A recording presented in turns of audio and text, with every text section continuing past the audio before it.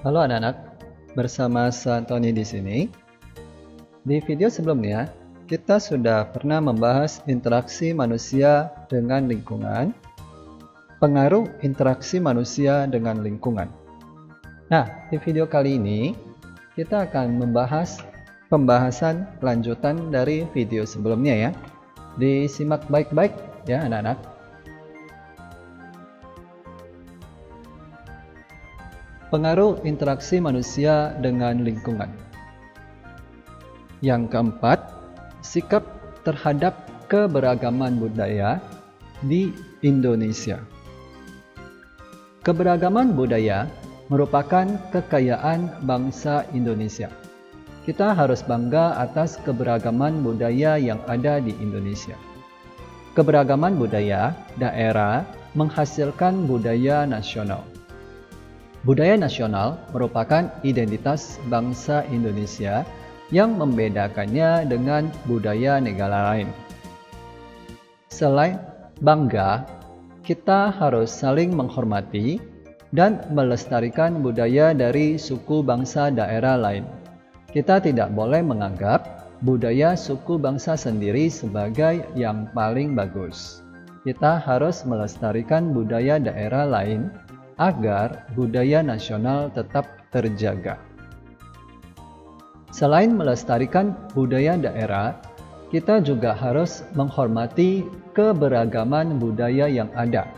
Tujuannya agar kebudayaan bangsa Indonesia tetap lestari. Melestarikan kebudayaan nasional harus dilaksanakan dengan penuh kesadaran dari diri sendiri dan tanpa paksaan. Dengan demikian, keragaman suku, bangsa, dan budaya di Indonesia dapat menjadi pemersatu bangsa.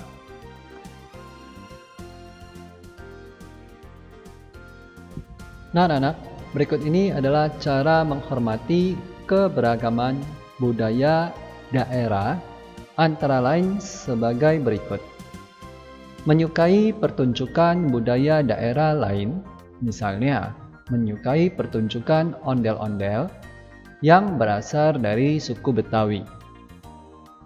Memuji keindahan tarian daerah lain, misalnya memuji tarian daerah yang dibawakan teman dalam sebuah pentas tali di sekolah. Mengoleksi dan merawat kain atau pakaian tradisional daerah lain. Mempelajari budaya daerah lain, misalnya belajar cara membatik.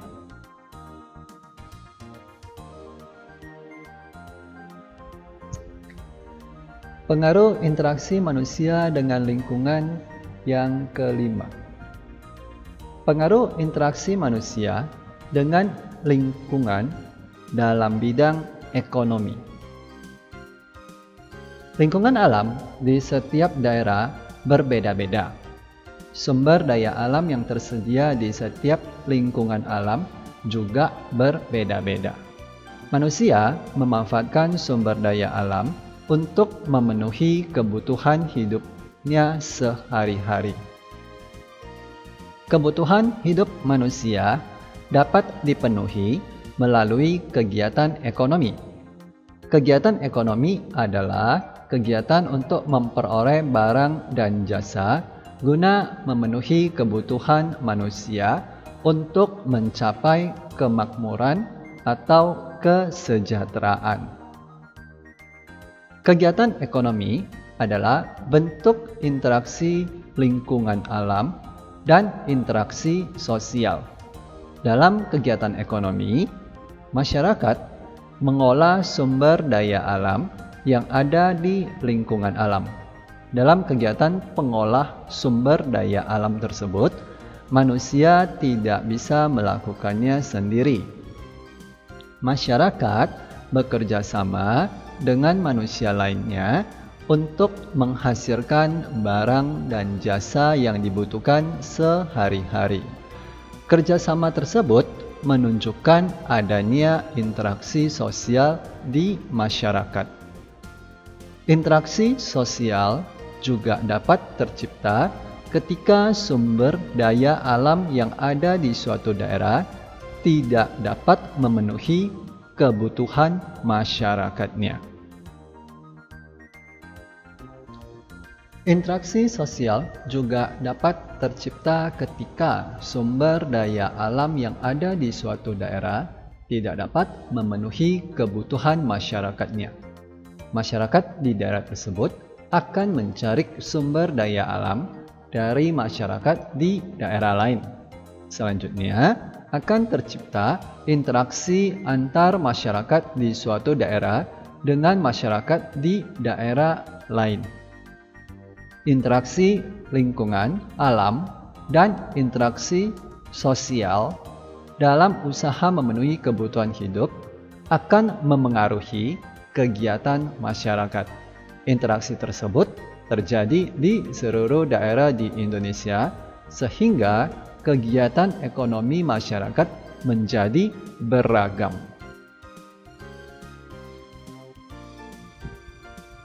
Pengaruh interaksi manusia dengan lingkungan dalam bidang ekonomi. Nah, pengaruh interaksi manusia dengan lingkungan dalam bidang ekonomi ini nanti dibagi menjadi 3 ya anak-anak.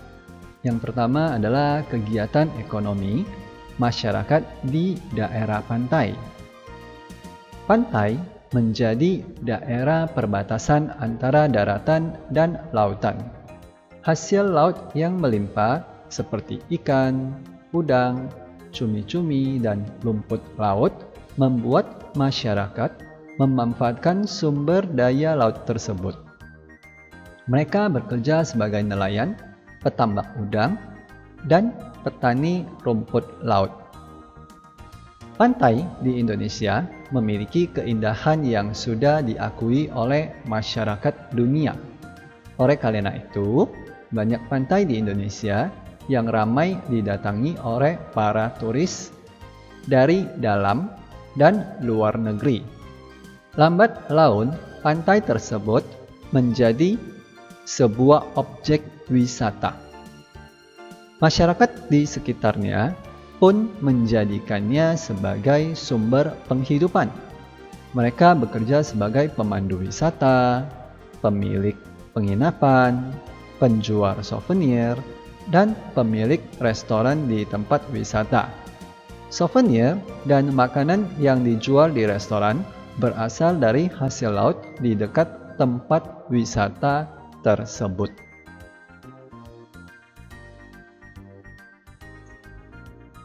Pengaruh interaksi manusia dengan lingkungan dalam bidang ekonomi yang kedua, kegiatan ekonomi masyarakat di daerah dataran rendah. Dataran rendah memiliki tanah yang subur, sehingga dimanfaatkan masyarakat untuk kegiatan pertanian. Kegiatan pertanian yang cocok dilakukan di daerah dataran rendah adalah menanam padi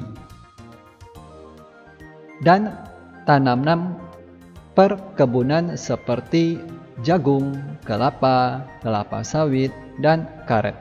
Oleh karena itu, mata pencaharian sebagian besar masyarakat di daerah dataran rendah adalah bekerja sebagai petani. Selain memiliki tanah yang subur, dataran rendah juga merupakan dataran yang luas dan rata.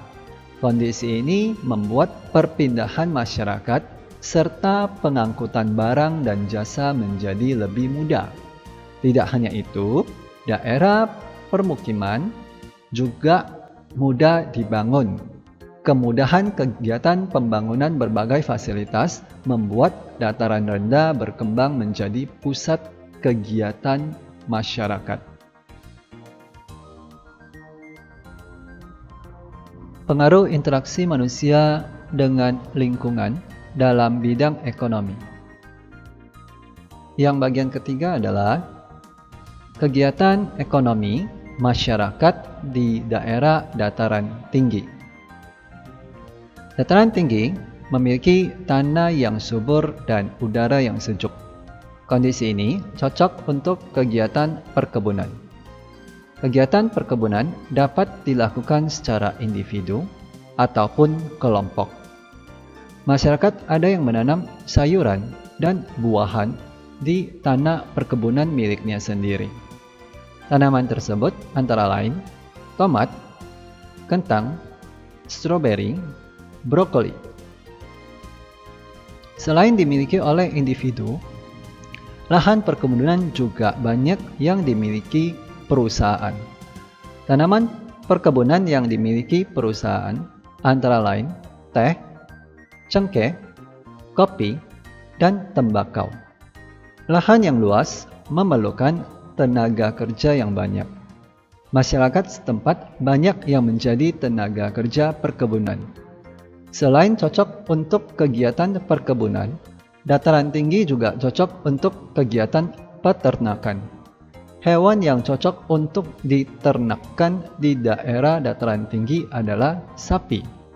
Sapi diternakkan untuk diambil susu, daging, dan kulitnya. Nah, anak-anak, berikut ini adalah pembahasan bab 2 dari buku ESPS IPS kelas 5 dari halaman 61 sampai halaman 66. Sampai jumpa lagi di video pembahasan berikutnya. See you!